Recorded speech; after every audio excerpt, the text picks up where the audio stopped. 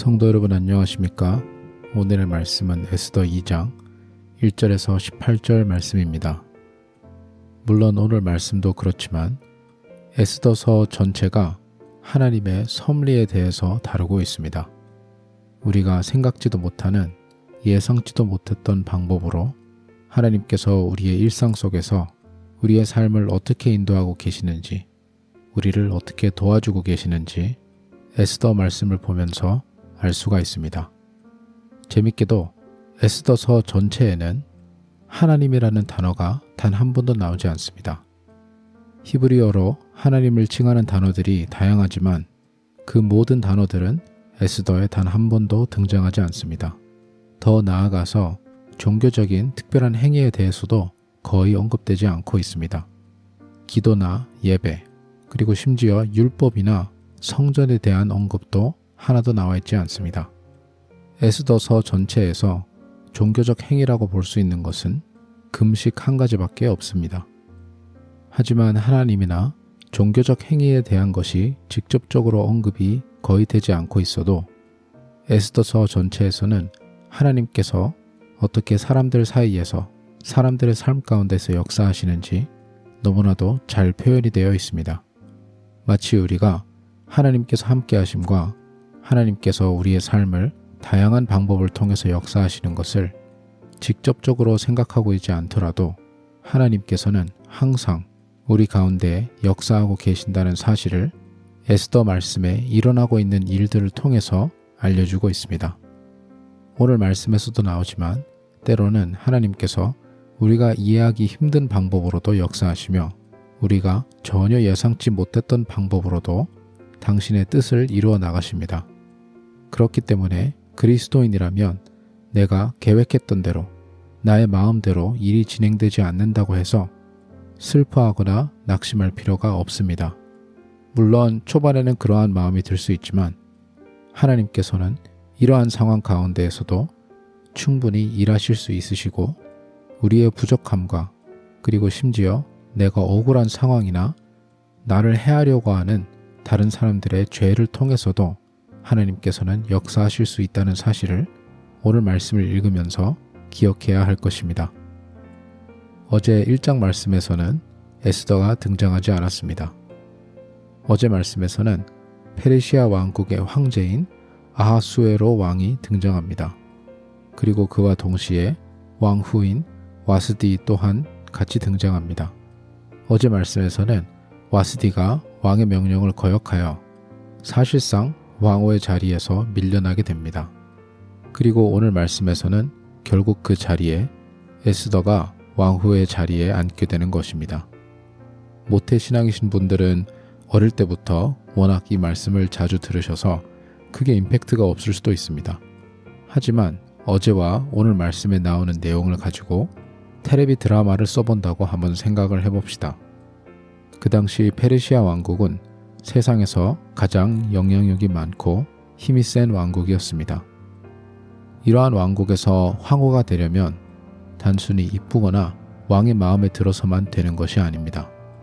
왕은 황후 말고도 다른 여자들을 많이 거느리고 있는 상태이기 때문에 일반적으로 황후나 두 번째, 세 번째 아내인 중요한 자리들은 정치적인 목적으로 결혼을 하게 됩니다.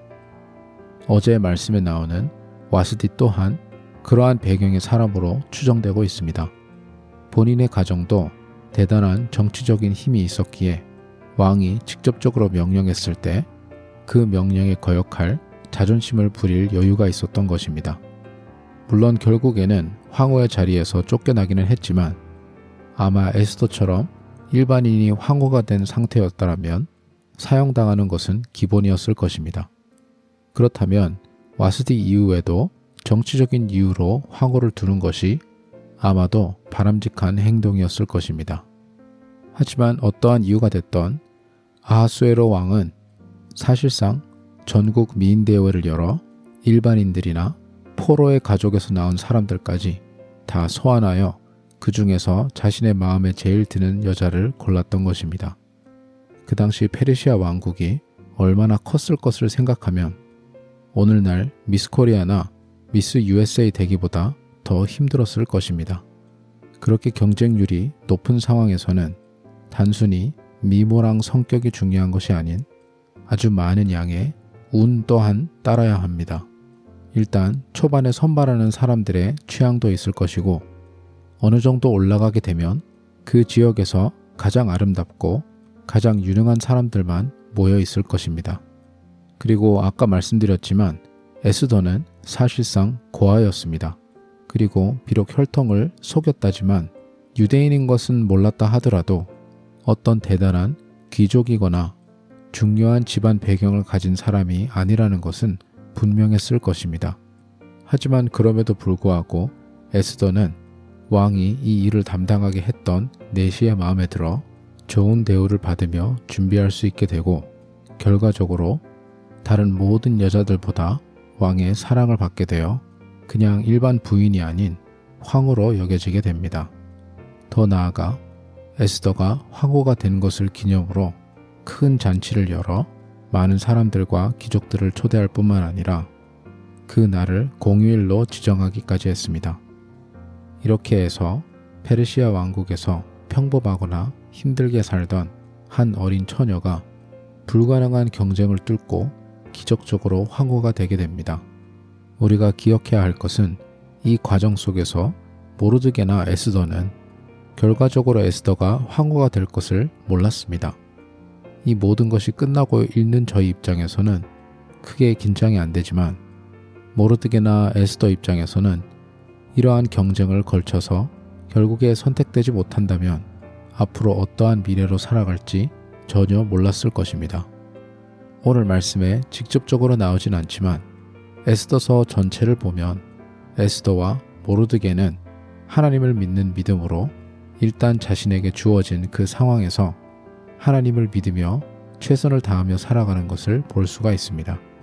내가 열심히 노력했기 때문에 하나님께서 이렇게 축복해 주시는 것이 아닌 하나님을 믿는 사람으로서 하나님의 백성으로서 성실하게 살아가다 보면 그 뒤에 일어나는 일들은 하나님께서 책임져 주신다는 믿음으로 사는 것입니다. 때로는 우리가 보기에 오늘 말씀에 나와 있는 것처럼 천문학적인 확률로 너무나도 좋은 결과가 일어날 수도 있고 그렇지 못한 상황에 처할 수도 있습니다.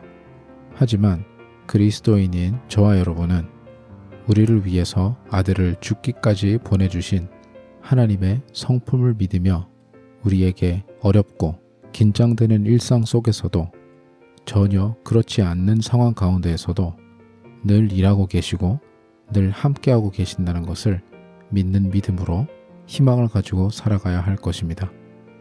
눈으론 보이지 않으셔도 그렇게 느껴지지 않더라도 우리 가운데 늘 역사하시는 하나님의 섭리를 믿고 살아가는 저와 여러분이 되시기를 간절히 소망합니다. 기도하겠습니다. 하나님 아버지, 때로는 주님께서 오늘 말씀에 나와 있는 것처럼 우리 삶 가운데에서 너무나도 신기하고 놀라운 일들로 역사하실 때도 있으시고 힘들고 어려운 상황 속에서도 역사하실 때가 있음을 믿습니다. 우리의 상황이 어떻든지 그렇게 보이지 않더라도 심지어 우리 마음속에 그렇게 잘 믿기지 않더라도 주님의 섭리가 우리와 늘 항상 함께 하신다는 것을 굳게 믿으며 살아가는 저희 모두가 될 수 있도록 주님 인도하여 주시옵소서. 감사드리며 예수님 이름으로 기도드립니다. 아멘.